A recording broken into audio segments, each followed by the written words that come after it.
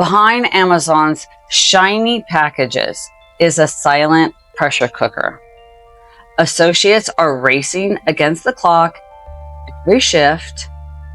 Miss your rate, there are consequences. Let's talk about what they don't tell you.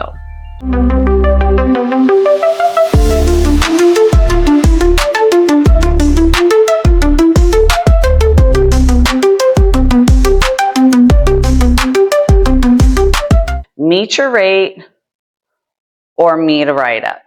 Jeff Wilkie created the Amazon Fulfillment Center system. As we've added 200,000 robots in that same time frame since 2012, we've added 300,000 people in our fulfillment centers. So what happens is the robots change the work. So they allow us, people don't have to walk as far, which is a complaint that we've heard in the past. They make the job safer.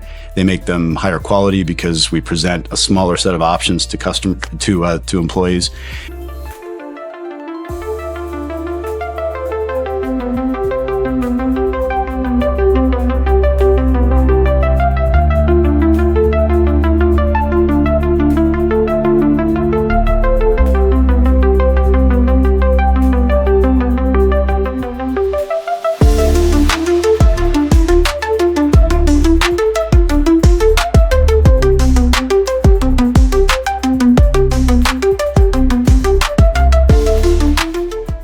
It's a lot harder work physically, but also psychologically. When they first got here, I thought it was exciting. Like for me, I was thinking maybe I could find a place where, I'm going to set roots of a good job, move up in place. But after being there for a while, I was like, there's no way. It's like, but once you work there for a certain amount of time, it's just not realistic how they expect you to work. You can't. Like dozens of workers we've spoken to around the country, they say they've struggled to keep up with the rate. Well, obviously, if the rates are too high, you're not going to have people showing up for work. They set their rates for productivity. How realistic are the rates that they're giving you?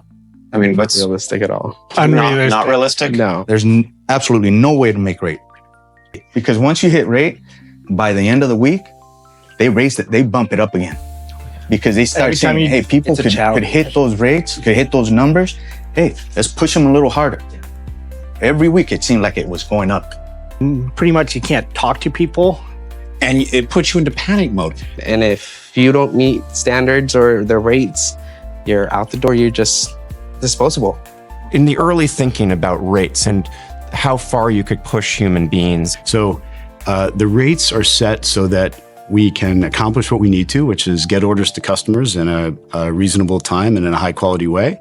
They've described the pace of work as being really grueling. So we have 600,000 people at the company. Most of them are in the fulfillment centers, and they come to work every day. They stay for years. These are considered great jobs. What is a rate? It measures how many units or items you process, stow, pick, pack, or ship within an hour. So for example, if you pick 200 items in 4 hours, then your UPH is 50. That's actually really bad, really bad. What factors affect your rate? Job type. Stow, pick, pack, sort, they all have different UPH expectations. Item size. Item size plays a lot into it. If you have small items, you could get through them. If you have big items, they take a little longer. System slowdowns. Scanner issues. Mechanical jams. Mechanical issues. Like conveyor jams anywhere in the product line. Water spiders are not taking care of the supplies that you need. That takes time because now you have to go get the supplies. Or say if you're in stow, if the water spiders do not actually give you product to stow, you have to sit and wait. Also in stow, your pods. Takes time for your pods, those big yellow things, to come over to your station, and that takes time. Another thing is inventory gaps. People really don't talk about this much, but when I worked in singles department, this was a really big problem. Sometimes we had too many totes on the line, and other times we didn't have enough. There was no consistency at all. You're either struggling to get totes, or a manager and other non-directs have to actually take totes off the line to store them, to then put them back on the line. There's so many things that go into your rates. Okay, skill and experience. Skill and experience really does matter, because the faster associates, why they're faster is because they've been there. They know all the tricks. They know where to get their stations, like the best stations. So they get in friendly with the managers or the PAs. PAs are really the ones assigning. And then they get the better selection of the stations, which means when you're coming into this job and you don't have any pull with anyone, you're going to end up getting not the best station, and that will make a difference in what kind of products you're going to get, or it could, right? So breaks and downtime. This is a really big factor. And I might just do a video just on this. So really quickly, your breaks are 15 minutes. But it's scan to scan. So 15 minutes, yeah, no.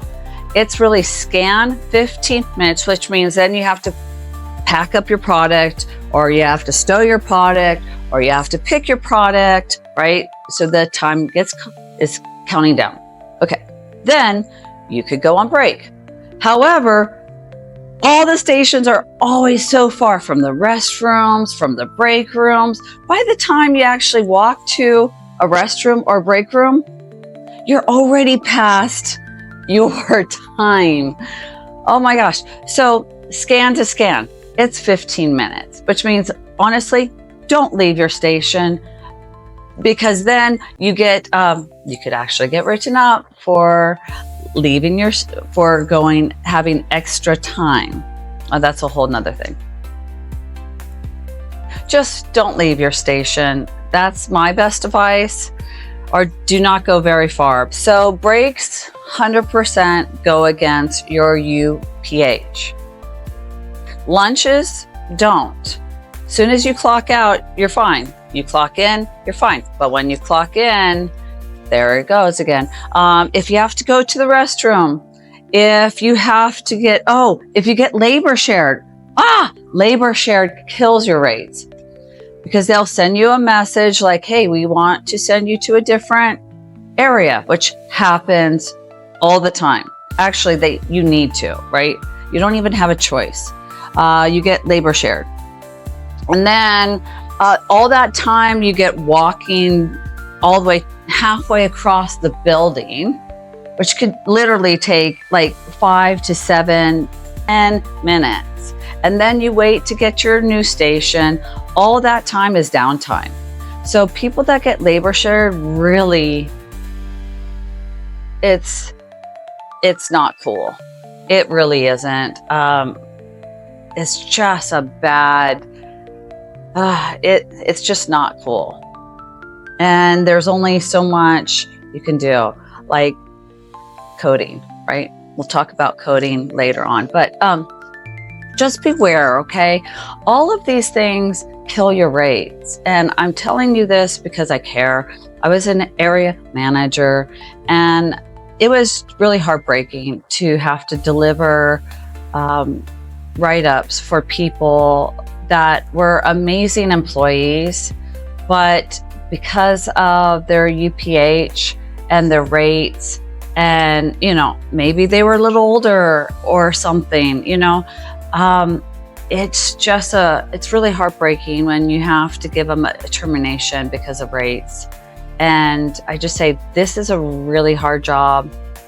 It's not all the hype that Amazon says it is, and how easy it is, and how fun it is. No, it's really hard. And this is just one aspect that we're talking about. So if you like my channel, I sincerely ask you to subscribe and like and share. Get the word out so I could talk about this more and really get into other details that I experienced being an area manager. Take care.